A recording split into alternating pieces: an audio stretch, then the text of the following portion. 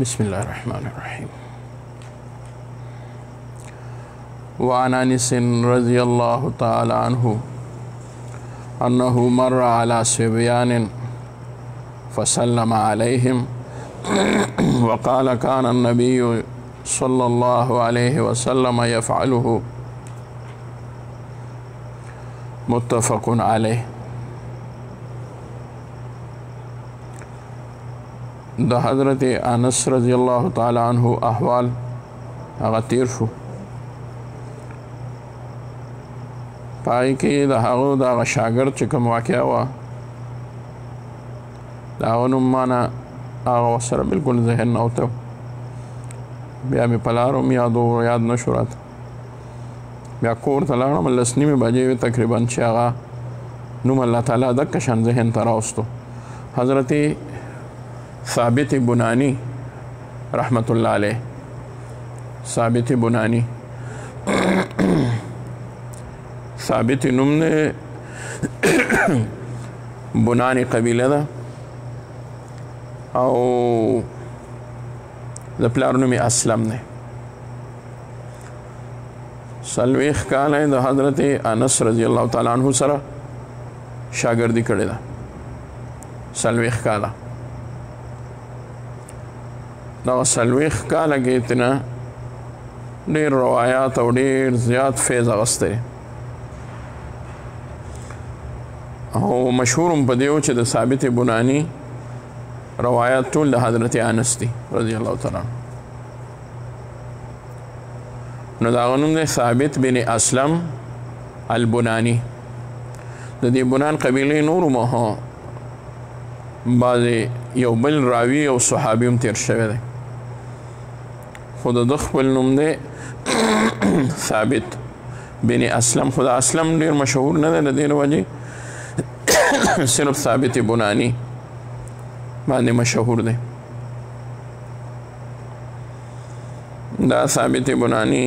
رحمت الله علیه یو مشهوره خبره هم ده، د مشهوره ده چې ده به فرمایل چې ما ته پته لګي او زه پوهیږم چې کله ما الله یادوي، چې ما الله یادوي نو هغه وخت ما ته پته لګي. چا وویل چې دا عجیبه ده، تا ته څنګه پته لګي چې تا الله یادوي؟ ده وویل هغه په دې باندې چې الله قرآن کې فرمایي فاذکروني اذکرکم، ما یاد کوي زه به تاسو یادوم. نو زه چې کله هم ذکر کوم نو زما اوس به د الله رب العزت هم زما یاد کوي، د نعمت په شکل کې، د فضل په شکل کې، د شکر په شکل کې، د رحمتونو په صورت او شکل کې، د مهربانو په شکل او صورت کې، د انعاماتو په شکل او په صورت کې، د حادثاتو نه د بچ کېدو په شکل او په صورت کې، د علم د اضافې په شکل او صورت کې، د هرې بلا نه د حفاظت په شکل او صورت کې. او چې کله ما الله رب العزت دکه څیزونو سره یادوي نو خود زه یاد یم، نو ځکه داسې کوي. او زه ځکه یادم چې زه ورته زه یادوم. د فذکروني اذکرکم معنا دا ده چې تاسو ما یادوئ زه به مو یاد کم. نو یاد په دوه قسمه دی او د دوو صنفو سره تعلق دی. یو زما ستا یاد دی، د هغې مقابل څه دی؟ هیر دی که نه. یعنی یو د بنده حفظ وي چې یاد وي ورته څه، او ضد څه دی؟ نسیان دی که نه. خو یو تعلق د مونږ او ستاسو د یاد دی. مونږ ته یو خبره یو خبرې سره یادېږي او دویمه دا کله موږ نه یو شی ایریږي د چا نوم رانه ایر شي څوک رانه ایر شي یو د الله یاد دی د الله په علم کې په هر یو شی په هر وخت کې په هر کیفیت چې راځي هغه د الله په علم کې دی او د الله په یاد کې دی یو دا یاد دی دویم یادول دا دی چې څوک د چا تذکره کوي نو څوک چې وایي چاته وایي ته مې یادولې نو دا د یادول په دوه قسمه دي ما ستا خبرې کولې که د خیر وي که د شر که په ښه مې یادولې که په بده خو ما یادولې هغه ته ظاهره نه کړي خو یو یادول دا دی چې د بنده په زړه څوک راوورېږي او په زړه کې راشي نه په زړه کې چې راشي نو هغې سره د ژبې ضرورت نه وي څوک د چا په زړه راشي نو یاد کې راشي نو بس وایي هغه مې یاد دی زړه نه مې نه وځي یو د الله رب العزت سره تعلق د دې دی چې د الله رب العزت په یاد کې راشي بنده نو هغه په دې شکل کې چې فذکرونی اذکرکم ما یاد کوي تاسو په ژبه او په ذهن او په زړه کې زبه مو یاد کم په نعمتونو باندې د بلاګانو نه د حفاظت په شکل کې د مصیبت او د آفت نه د بچاو په شکل کې لکه څوک چاته وایي چې هغه ته بېغمه شه زما به د ستا خبره هم یادوي او تا ته بس تکلیف نه رسي چې څوک ورته ووایي ما هغه پلان کې را سره په معامله کې راغی یا مې را سره دی او زما لاسو کې دا طاقت دی چې هغه دی ورته وایي ګوره د هغه خیال ساته هغه ته څه ونه وایه د هغه خیال ساته د هغه ته څه ونه وایه یاد دی که نه ځکه یې ورته ووایي نو چې بنده ولګي او الله یاد کړي نو که په داسې مصیبت راځي نو الله به ترې هغه مصیبت لر کوي که آفت پرې راځي هغه به ترې لر کوي او که څه یو بله خبره راځي نو هغه به ترې الله رب العزت لر کوي نو د الله رب العزت د یاد معنا او مطلب دا دی چې دا بنده الله یو رب العزت یاد کړي نو الله به په ډېرو څیزونو کې یاد کړي دویم دا چې زمونږ حیثیت او د الله شان د دې خو څه موازنه نشته زمونږ حیثیت دا دی چې مونږ په ژبه یاد کو بیا رانه هېر شي یو ځل یاد کو بیا یې نه یادو یو وخت کې یاد کو بل وخت کې غافله شو وده شو په داسې حال کې یو چې الله نشو یادولی خو کوم الله رب العزت چې مونږ یادوي نو د الله رب العزت د هغه شان مناسب او مطابق به الله مونږ یادوي مونږ به وده شو خو الله به مو حفاظت کوي مونږ به خبرې کوو خو چې مونږ یو ځل ذکر کړی د هغې په برکت به الله زمونږ حفاظت کوي بهر حال فذکرونی اذکرکم ما یاد کوي زه به تاسو یاد کم ورپسې الله فرمایي واشکروا لی ولا تکفرون زما شکر ادا کوئ ولا تکفرون او زما ناشکري د نعمتونو مه کوئ د دې وجې شیخ صاحب رحمت الله علیه فرمایل چې د فذکرونی اذکرکم کې د اذکرکم معنا او مطلب دا دی چې ما یاد کوي په خپله ژبه باندې زبا مو یاد کم په نعمتونو باندې ما یاد کوي په شکر باندې زبا مو یاد کم په مزید نعمتونو باندې الله فرمایي لئن شکرتم لازیدنکم ولئن کفرتم ان عذابی لشدید زما د نعمتونو شکر ادا کوئ نو نور به درله سیوا کوم ناشکري مه کوئ ان عذابی لشدید ځکه زما عذاب ډېر زیات سخت دی حدیث دی د حضرت انس رضی الله تعالی عنہ نه انه مره د انس صاحب تیر شو علی صبیان په ماشومانو باندې د صوبی جمع د صبیان په ماشومانو باندې تیر شو انه سوک انس صاحب بعضې کتابونو د دې ترجمه غلط راغستې ده هغه یې لیکلي دي وعن انس انه مر علی صبیان حضرت انس رضی الله عنه نه روایت دی انه مر علی صبیان چې نبی علیه السلام په ماشومانو تیر شو او سلام یې پرې وکړو او وقال وی فرمایل انس صاحب کان نبی صلی الله علیه وسلم یفعله چې نبی علیہ السلام داسې کار کړی د دې خو عربي ارس غلطیږي چې نبی علیہ السلام داسې وکړل نو بیا انس صاحب په هغې مکچا ته ووایي بل ضمیر ته وګورئ وعن انس انه دا انس صاحب چې مر علی صبیان په ماشومانو تیر شو فسلم علیهم نو سلام یې وکړو په دې ماشومانو باندې ولی وی فرمایل کان النبی صلی الله علیه وسلم یفعله و نبی علیہ السلام چې یفعله دا کار به کو لکه دا ما چې وکړو دا کار به کولو نو څه مطلب شو ما په اقتدا د نبی علیہ السلام کې دا کار وکړو اقتدا بالرسول صلی الله علیه وسلم ما دا کار په اقتدا د نبی علیہ السلام کې وکړو دا نسائی راغستره متفقون علی ورته دلته لیکلی دی نو بخاری او مسلم راغستره د دین علاوه نسائی راغستره په خپل سنن کې سنن نسائی کې پاغي کې روایت دا ده کان رسول الله صلی الله علیه وسلم یزور الانصار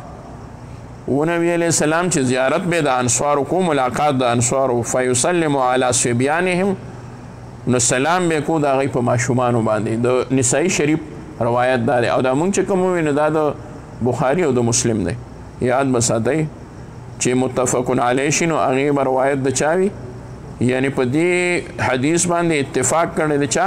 امام بخاری او امام مسلم رحمت الله علیه نو د دې مطلب دا دی چې دا حدیث صحیح حدیث دی خو ما تاسو ته یو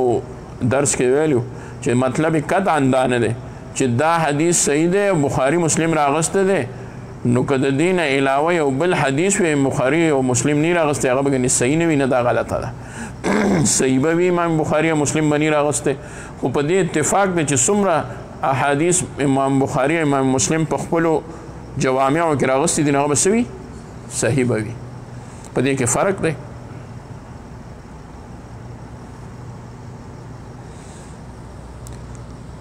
نبی علیہ السلام به دا کار کولو هغه دا دی کان رسول الله صلی الله علیه وسلم یزور الانصار و نبی علیہ السلام په سنن نسائی کې دا حدیث دی چې ملاقات د انصار به کول فیسلم علی صبیانهم نو سلام دا غي په ماشومانو یعنی په ماشومانو دا غي کو دا غي په وړو باندې ويمسح رؤوسهم او دا غي سرونو باندې به لاس مبارک راخکل وهذا من تواضع رسول الله صلی الله علیه وسلم او دا تواضع د نبی علیہ الصلوۃ والسلام وهذا من تواضعه دا د نبی علیہ السلام تواضع او ترجمه الباب سره هم زمونږ د دې مطلب دی ګوره په دې حدیث کې حضرت انس صاحب دا نه وي چې دا د نبی علیہ السلام تواضع ده خو دلته صاحب د دې کتاب ذکر راوستو چې په ماشومانو باندې عموما سلام څوک ځکه نه کوي وایي چې په دې سره سلام کوم سینه چې جواب را نه کوي نو ماشومانو له پکار دي چې سلام جواب ورکړي لوی له پکار دي چې ماشومان په دې پوه کړي او د سکولونو کې خو دا ډېره ښه طریقه ده چې سلام چل ورته ښایي خو توتیانې ته جوړ کړي دي که کور کې څوک وي که نه هغه د کوڅې نه چغې وایي اسلام علیکم السلام علیکم چې ځي ډېره ښه خبره خو په دې پوه کړئ چې دا تاسو سلام چاته کوئ ولې کوئ او په کم وخت کې به کوئ دویمه د دې سکول د تلو راتلو نه علاوه د سلام ورته نه وایي وای به ورته شاید خو هغه به پې نه پوهه یا به ورته باندې نه وایي دریم نمبر غلطي دغه سکولونو والا به دا وي که څوک نه ښایي دا چې هغه ورته تش سلام ښایي د سلام جواب ورته نه ښایي ولې دا موقع خو داسې ده چې دا ماشوم به سلام وکړي نو ډېره ښکلې طریقه ده خو نبی علیه السلام چې په ماشوم سلام کړی دی په ماشومانو نه هغوی له جواب ورکړی دی که نه اوس چې موږ په ماشومانو سلام وکړو نو هغوی له بیا چل نه ورځي چې اوس به څه وو هغوی هسې بنده ته ګوري نو بیا د هغوی ته دا طریقه خول پکار دي چې موږ سلام وکړو نو تاسو به وعلیکم السلام وایي وعلیکم السلام به وایي د یارې بنده په دې کوڅو کې په وړو سلام نشي کولی ایسې ګوري نو یاره مطلب دا نه دی چې بنده به وایي زما ملامته شم خو مطلب دا دی چې هغوی ته هم ویل پکار دي که نه چې تاسو به د سلام جواب ورکوئ و نبي علیه السلام چې د هغوی باندې به سلام کولو او مسح کو به د هغوی سرونه بل ویدعوهم هغوی ته به دعا کوله الله اکبر درې خبرې به سلام به کولو په سر به ورله لاس مبارک راخکل او یدعو لهم هغوی ته به دعاګانې کولې دعاګانې به ورته کولې دا ټوله تواضع د نبي علیه الصلاة والسلام او بله د څه د وجې هذا من تواضعه یعنی دا تواضع د نبي علیه السلام د وجې د تواضع نه وحبه للکبیر والصغیر د پاره د محبت د لوی او د ماشوم دې سره محبت سیوا کیږي سلام سره محبت سیوا کیږي سلام سره محبت دومره سیوا شي چې که د چا سره نه لګي خو چې سلام پې وکړي د هغه د زړه نه هغه نفرت ختم شي دویمه دا د یو بنده هله پته لګي چې هغه سلام وکړي بعضې بنده راښکاره شي نو د چا خوی بنده ته نی معلوم خو د تندي نه او د چهرې نه داسې معلومیږي چې دی ګنې به متکبره وي مغروره به او په کې نه د هغه مزاج داسې وي او دې وخت سره هغه پریشانو اخیستی په مخه باندې نو هغه خپی نو چې هغه سلام ونه کړي او نی کړی نو د بنده دا په خپل خیال باندې سل په سل باندې او 100 په 100 باندې دا ګمان کېږي چې دی چې دی نو مغروره دی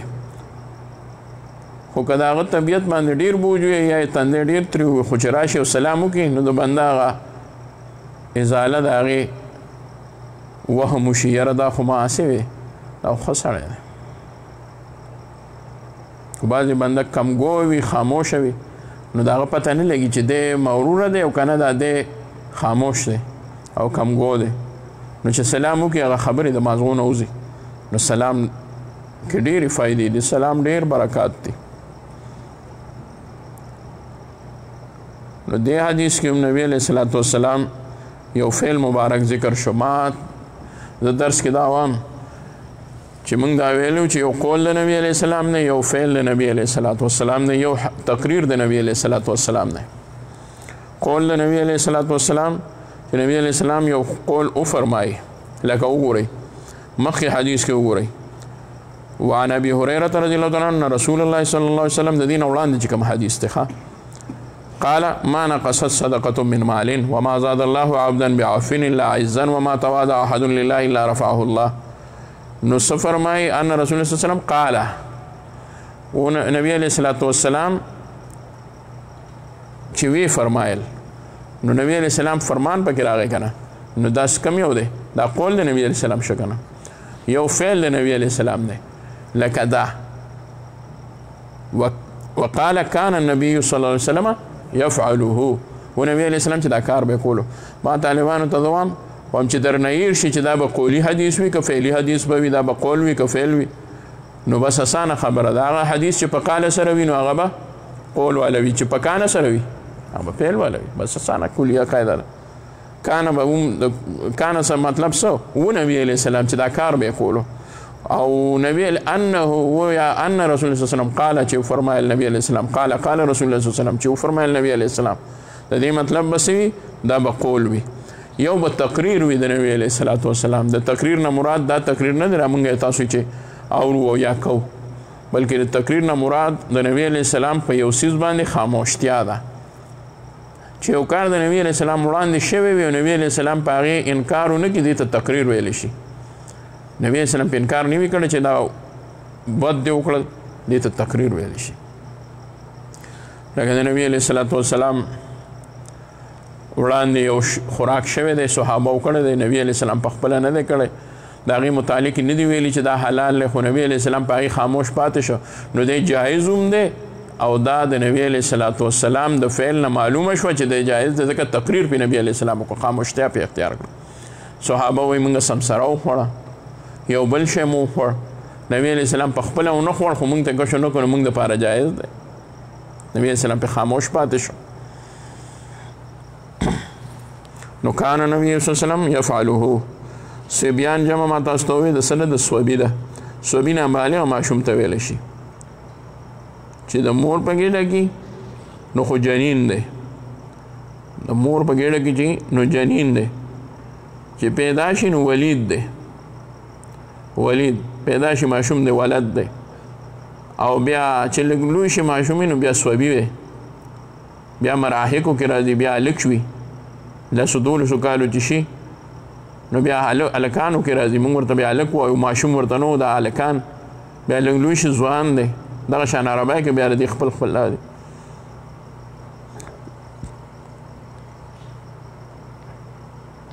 نو نبی علیه الصلاة والسلام په ماشومانو باندې سلام کړی دی موږ د دې د وجې دلته بیان وکړو چې تواضع د نبی علیه الصلاة والسلام ده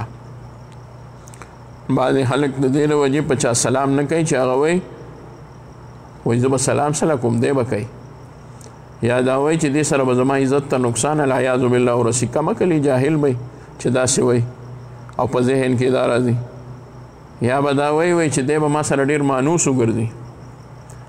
د هغې د وجې زما روب به ختم شي چې زه سلام وکړم زما روب به ختم شي دا ټولې خبرې غلط دي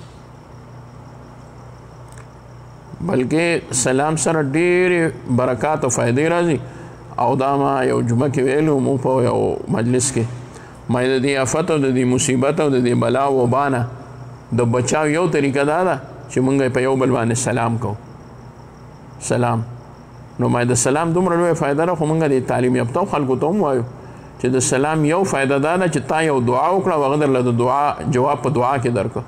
تا ووې السلام علیکم په تا د سلامتیا یې زموږ د طرف نه یعنی که ما کې څه مصیبت او آفت او شر او بیماري وي هغې نه ته په امن یا الله دې تا په امن کې هغه درته وایي وعلیکم السلام که ما کې هم څه وي نو ته په امن وي ته په امن شي نو ما بیا نه لګي بیا بس یقین ساتئ چې الله تعالی به دې بچ ساتي او دعا هم ده او د الله نوم هم دی د الله صفتي نوم دی د الله نوم سلام دی یو نوم سلام دی د سلام معنا د سلامتیا ورکوونکی ذات الله رب العزت یو نوم دی السلام د دې وجې کله چې اسلام عقیده زمونږه الله دې زمونږه د مرګ په وخت کې هم دغه عقیده نصیب کړي د اسلام نو چې کله د دغې عقیده زمونږه پاسي په قیامت کې او دا کله د الله په دربار کې سفارش کوي د ټولو سفارشونو نه وروستو نو دا به هغه شان سفارش نه کوي لکه نورو چې کړی روژه به ووایي چې یا الله زه روژه یم الله به له شکل ورکړي روژې له به الله د روژې شکل ورکړي او حج له به الله د حج شکل ورکړي حجر اسود له به الله تعالی عمده که شکل ورکړي خو خلک به پېژني چې دا د حجر اسود دی سترګې به ولې هم ورکړي الله نبی اسلام وفرمایل د حجر اسود به سترګې په قیامت کې ژبه به په قیامت کې پیژني به بنده په بنده به ګواهي کوي چې اودس ښکل کړی یم یا یې راله لاس او یا یې لخته او یا یې راته اشاره کړې ده موږ له به الله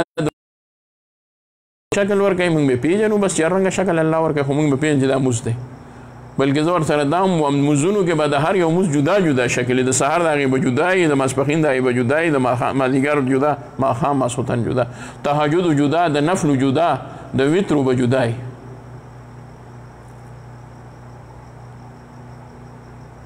او دا خو اسانه ده اوس د مارکیټونو کې او د سیزونو کې تاسو وګورئ څومره سیزونه چې دي ایجادات دي پای کې د هر یو شي جدا جدا شکل یو کنه بیا په هر یو شي کې د هر یو شي خپل خپل سایز وي او کنه بیا د هر یو شي خپل خپل کمپنی او نمبر وي او کنه نو خلک چې وګوري وایي دا کومه ده نو ویې ګوري ورته وښایي په رنګ هم پته لګي وایي دا د دې دی دا د دې دی دا د دې دی او غټ غټ پهچان څنګه کېږي د چت د پکې دا شکل دی د ډنډې د پکې هغه دی چې پروت دی د هغه شکل دی نو هغې ته څوک د چت پکې وایي دا ډنډې پکې دی دکه شان بانیانو کې وګورئ څوک چې د کم ځای وي کومه ژبه وایي خلک وایي دا خو پلانکي ځای دی دی خو پلانکی ژبه وایي د عربو کې چې څومره هم دا حاجیان ګرځي نو دا د عربو دکانداران پې پوه نو څه د کد و کاټ نه هم پته لګي زمونږ خپله پته لګي د نورو خپله پته لګي د افغانیانو زمونږ جدا جدا پته لګي هغه موږ ته ټولو ته جدا جدا نومونه اخلي پاکستاني انډونیشین ملاوي ټولو ته خپل خپل نومونه اخلي هغه شکلونو نه ژبې نه یې معلومه اوس خو هغوی دومره روان شوي د عربو دکانداران څه وکړي داسې کسانې کینولي چې هغوی له د هر چا ژبه ور دي انډونیشیا ښځې زنانه چې تېرېږي نو هغوی ته دومره کړیان په هغه خپله ژبه کې د هغوی په هغه ژبه کې شروع کړي هغوی ته وایي دا شی په دوره دی په دوره دی هغوی په عربی بلکل نه پوهېږي نو هغوی راشي ودرېږي ښځې خو چې سودا وویني دی بیا دغه شان نه ځي زمونږ ژبه وله ورځي یو خیرمارو لټ هره ژبه ورځي یا د هغه ګداګر چې څومره وي هغوی له هره ژبه ورځي او زما خیال نو پښتو ورله نه ورتلل دی راته وایي دا ولې ورله نه ورځي مې موږ بخیلان یو دی له څه ورکوو چې زموږ ژبه یې زده کړي پنجابیان ولا ورکوي نو هغوی څه وایي حاجي بابا خیر دی دی نه حاجي بابا حاجي بابا الله کې واسطه الله کې واسطه او توري حبش هغوی نو د سره پېژني نه چې دا موږ څه ووایي خدای زده کړي یو پښتو نه وایي ځکه چې دی وله څه ورکوي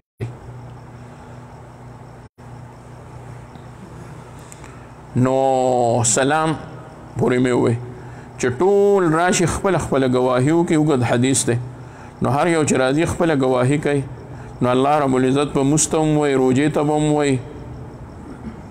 نوافلو ته به هم وایي حج ته ټولو ته به وایي چې بلکل قبلوم دی خو صبر پکې وار وکړه لږ ایثار شه یو ګواهي پاتې ده هله به تاسو قبلوم چې هغه یې کړي د باریانې ګواهي به هم څه نشي ویلی دا بنده به هم څه نشي ویلی چې خدای دا به سي چې دا دی ما زما ګواهي الله رب العزت لا نه قبلوي وایي قبلوم دی یې خو یې پلانکای ګواهي یې مونځ او زکات حج خو لا د قبلوم ځکه نه چې یو ګواهي پاتې ده چې هغه راشي نو هله د هغې نه علاوه نشي راتلی یعنې د انټرای کارډ هغی سره دی هغې ګواهی سره دی لکه په ګیټ باندې څوک ولاړ وي او ورته ویلي پیردار ته مونږ ویلي چې دا د کسان را پرېږده خو لږ صبر وکړه د دې نه به وروسته راځي یو ګاډی را روان ده چې هغه راشي نو پیردار له چې څوک راځي هغه ورته وایي ما پرېږده خو دې پېژنم ښه سړی تالاشي دله هم نه اخلم طالب یې عالم یې خو لږ صبر وکړه وار وکړه لا ګیټ نشو کولاولی ګیټ به راته کله کولاوي وار وکړه یو ګاډی را روان دی چې هغې راشي تاسو هم هغوی سره یې خو د هغې مېلمه نه مخکې نشئ تللی نو چې هغه مېلمه راشي اوس وایي راځئ تاسو دې ټولو پسې به اخر کې اسلام راشي اسلام نه به وایي الله هم یو صورت ورکړی یو شکل به یې ورکړی نو دغه اسلام چې راشي را دننه شي نو الله ته به دربار کې سپارش پیش کړي چې زه اسلام یم خدا به ورته نه وایي چې ما قبول کا او ما واخله ده زه قبول کړی یم بلکې اول به ترې نه مخکې یو عجیبه جمله ووایي چې هغې سره به الله رب العزت ته سفارش کړي یو نوي الفاظ دی پیش کړي اسلام به ورته ووایي یا رب انت السلام و انا الاسلام ای ربه ته سلام یې او زه اسلام یم ته سلام یې او زه اسلام یم زما نوم ستا د نوم نه تا ماله راکړی دی زما نوم ستا د نوم نه راوتی دی زما نوم ستا د نوم نه اغوستی شوی دی ځکه د سلام معنی سلامتیا ده او د اسلام معنی هم سلامتیا او امن دی غاړه کې ښودل دي یو خبرې ته ځان برابرول دي او هغې باندې امینه کول دي نو چې څنګه دا ووایي نو ورپسې به ووایي یا الله زه اسلام یم خو ستا د نوم نه ځکه ستا نوم سلام دی اول به الله ته ووایي یا رب انت السلام و انا الاسلام ستا نوم سلام دی زما نوم اسلام دی لہذا زه دې سړي قبول کړی یم نو څنګه چې ستا نوم سلام دی زما نوم اسلام دی نو د مؤمن او مسلمان له اومه زما د عقیدې د قبلولو په وجه او ستا د نوم نه د اغوستو په وجه باندې دله هم امن ورکړه د جهنم نه یې بچ کړه او جنت ته یې داخل کړه وایي الله رب العزت به ټولو ته ویلي چې لږ صبر وکړئ وار وکړئ خو ده ته به دا ونه وایي چې وار وکړئ د دې نه وروستو به څه راځي د اسلام نه وروستو به د انسان دپاره څه راځي خو بس دغه اسلام دی دې کې دې کافرانو ته یو لوی سبق او عبرت دی چې که شل ځله تاسو کته پورته شئ او تاسو خیراتونه وکئ تاسو منځونه وکئ تاسو روجې ونیسئ خو چې مؤمنان مسلمانان نه وي نو ستاسو یو عمل نه قبلیږي الله قرآن مجید کې هغې ته اشاره کړې ده وقدمنا الى ما عملوا من عمل فجعلناه هباء منثورا مونږ به کست وکړو د ریاکارو د کافرانو اعمالو ته نو چې دی زمونږ د دی د اعمالو ته کست وکړو نو مونږ به دا والوځو داسې الوتل شوي دوړو په شان به د دی دا اعمال ختم شي مونږ ورته وو تاسو مونږ لاړو څه کړي نه دي چې څنګه ووایي الله رب العزت ورته وفرمایي بک آخذ و بک اعطوي بک آخذ و بک اعطوي نن به په تا باندې ورکړو کوم بک آخذ و گرفت بکوم نن به پتا گرفت کوم و بکا اعطی او پتا باندې ما ورکړ کوم څه مطلب بکا اخذو چې چانی قبول کړي هغه راټینګوم و بکا اعطی او پتا باندې به ورکړ کوم چې چا قبول کړي جنت به ول ورکوم. نو چې الله مخې ته څوک راځي نو چې مسلمان نی او مؤمن نی الله فرشتو ته وایي چې ونیسئ ووینیسئ او چې وینیسئ نو دا به ورته نه وایي چې ده ته ووایي چې تا کوم ښه عمل کړی دی. د کافر حساب کتاب دا نشته. ګورئ د کافر حساب کتاب نشته چې د ده نه به تپوس وکړي چې ته پاسې نو تا څه کړو چا سره دې نیکي کړې وه نیکي پکې شته نه ځکه هغه اسلام نشته. بکا آخذو و بکا اعطی. نو ما څه پورې دا مې سلام پورې ووی چې سلام دعا هم دا د الله نوم دی ذکر دی نو دا هر چاله کول پکار دی. د صحابه باره کې راځي ای به فرمایل چې کله به مونږه صحابه د یو بل نه دومره جدا شو چې داسې ستن لکه پیلر د مسجد نبوي شریف یا یوونه به زمونږ په منځ کې راغله او مونږ به د هغې نه د یو بل نه لږ غوندې ساعت له د هغې په وجه پناه شو. لکه بنده چې دوه کسان روان یو ترې د بورجای نه اخوا ورشي بل دې خوا نو یو درنګ له د بنده نه یو بل نه مخ پناه نو چې مونږ به بیا یو بل سره میلاو شو مونږ به اسلام علیکم بس مونږ به سلام کولو. دا اوس د دې سلام او د دې لاسو میلاولو دا خبره خو لاسو میلاولو ټولو کوله چې مه میلاوئ خدای نه وي ورسره چې سلام کوئ او لاس مه میلاوئ. حالانکې د لاسو میلاولو تر دې پورې دغه دی چې نبي علیه السلام مصافحه کړې ده خو چې دلته کې اوس دا احتیاطي تدابیر شروع شو بېشکه که لاس میلاو نشي نو هم څه ګناه نه ده خو هغه سلام ورپسې پکار وکنه د دې ورپسې پکار چې سلام عام کوي سلام عام کوي. بعض خلک دومره زما ورته خیالي بد کوي په بنده خوله باندې لاس میلاوي دکه شان کوي او ګوري به درته ته به وایې چې دی په ما امتحان کوي که څه نو چې ته رالې خو ته به سلام کوې نو دکه شان به غلي میلاو شي. دا نه ده خبره دا بالکل غلطه خبره. که لاس میلاو نه کې او سلام وکړي خیر دی خو چې لاس میلاو کې سلام ونه کې دا غلطه خبره ده. سلام به ورسره خامخا بلکې بغیر د مصافحین هم سلام پکار دی. نو سلام په ماشومان هم دی په لوی هم دی په بوډاګان هم دی چې فتنه ترې نه جوړېږي نو په زنانه هم شته. په خپلو خو پکار دی په پردو زنانو هغه وخت چې فتنه ترې نه ولاړېږي. نبي علیه السلام په زنانو تیر شو سلام یې وکړه خو چې فتنه ترې نه ولاړېږي ځکه لکه خاص یو بنده زنانه ته سلام کول هغه په هغه وخت کې که یو عالم وي او هغه د مسلې تپوس یو زنانه کوي هغه پرې سلام وکړي نو هغې سلام سره به الله تعالی د هغې د منځ نه فتنه او شیطاني وسوسه ختم کړي. خو دکه شان د دې دپاره سلام کول چې یاره دا زنانه ما سره خبرې وکړي یا وسوسه یې پړه کې راځي بیا سلام نه دي کول پکار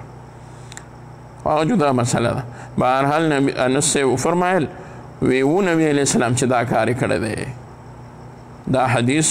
متفق علیه دی. نور به بیا ووایو انشاءالله. صلی علی سیدنا محمد.